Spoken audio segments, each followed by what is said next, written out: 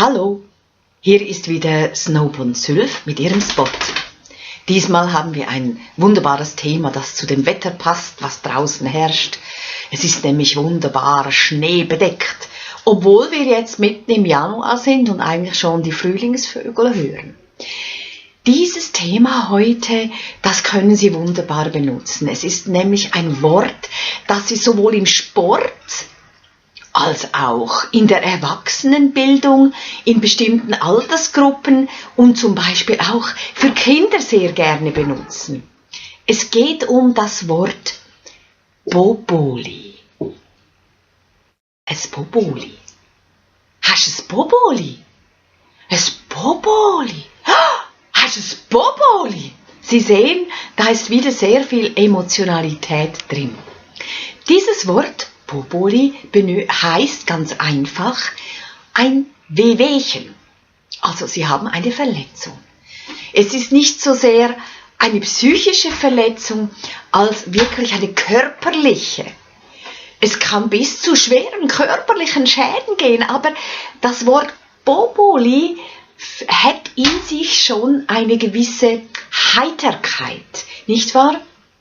Wenn Sie jetzt sagen, Sie kommen jetzt und sagen, ich habe ein Wehwehchen und Sie haben das so in einer Gruppe gesagt, dann schauen die Sie an und sagen, ein Wehwehchen, ja? Wehe mit dem Wehwehchen oder weg mit dem Wehwehchen, ja? Merken Sie, das ist so dieses Weh, das hat so eine Härte.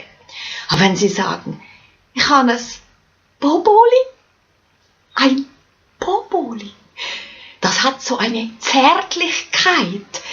Sie umarmen ihre Verletzung und man soll sich ja selbst umarmen, ein inneres Kind umarmen, ja.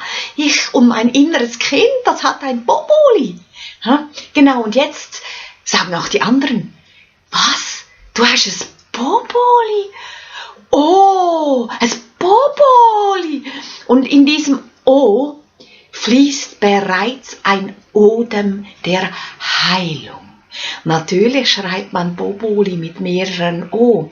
Und wenn jetzt Sie hingehen und Sie haben vielleicht ein Kind oder mehrere oder ganz viele oder Freunde und Sie sagen, komm, ich tu mal das Boboli ablasen. Bobo. Merken Sie?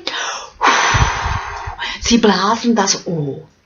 Dieser Odem der Heilung bringt dem Verletzten schon ein ganz besonderes Gefühl der Aufmerksamkeit. Er fühlt sich angenommen, nicht wahr, mit seiner Verletzung.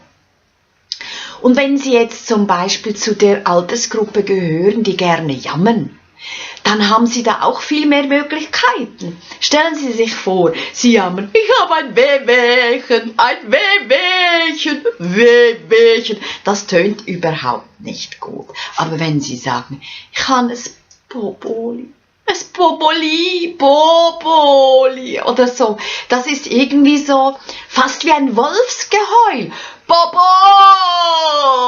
Boboli. Merken Sie, Sie können dann in den Wald gehen und den Mond anheulen mit Ihrem O. Also Sie haben so viele Möglichkeiten.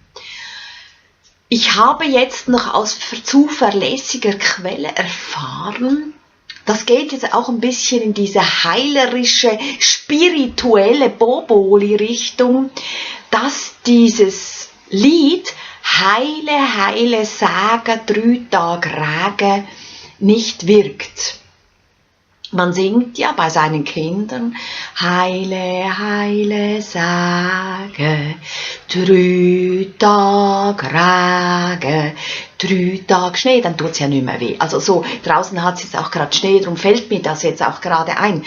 Jetzt hat aber die Pharmaindustrie, wollte das natürlich für ihre Zwecke auch nutzen und wollte CDs brennen und diese ganz teuer verkaufen. Und zwar mit ganz berühmten Sängern, die sollten alle heile Sägen singen. Nun haben sie aber eine Studie machen müssen, um die Heilwirksamkeit dieses Liedes auszuprobieren und unter Beweis zu stellen. Nun hat man festgestellt, dass es nicht wirkt. Das glaube ich natürlich nicht wirklich, denn die Pharmaindustrie ist natürlich sehr clever. Und wir singen natürlich weiter, wir Frauen, ja, Heile Sage. Und in diesem Sinne auch können Sie das Lied mit Boboli auch mitsingen. Ich wünsche Ihnen eine gute Zeit, kommen Sie gut durch den Januar und rutschen Sie nicht aus im Schnee und wenn doch, dann einfach Hannes Boboli. Tschüss, bis zum nächsten Mal.